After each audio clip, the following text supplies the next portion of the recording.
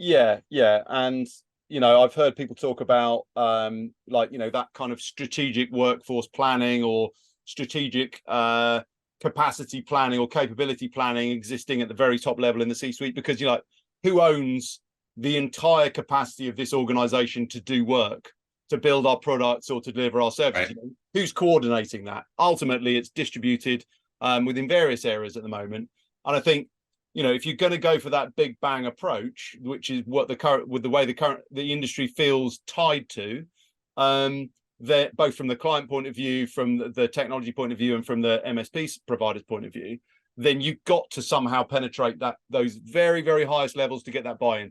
It's going to take time. That's where you get these big handful of RFPs that come around each year that are worth billions in services procurement spend, but there's not very many of them, and they take a long time to turn around, and there's very, very high risk. So quite often they're very basic. So the organizations that are delivering that service, the MSPs, are not being able to learn quickly enough, not being able to prove the delivery of their service quickly enough. So, I mean, would you see it being an alternative approach for them to be able to do smaller, faster, cheaper, less risky things on a more regular basis, alongside this approach of going for the very top level?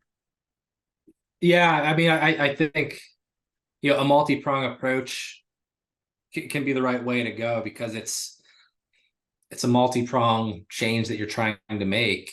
Yeah, I think we talked about before, being able to chunk things out into smaller bite-sized bits is certainly a way to go. Otherwise, the change is just far too overwhelming.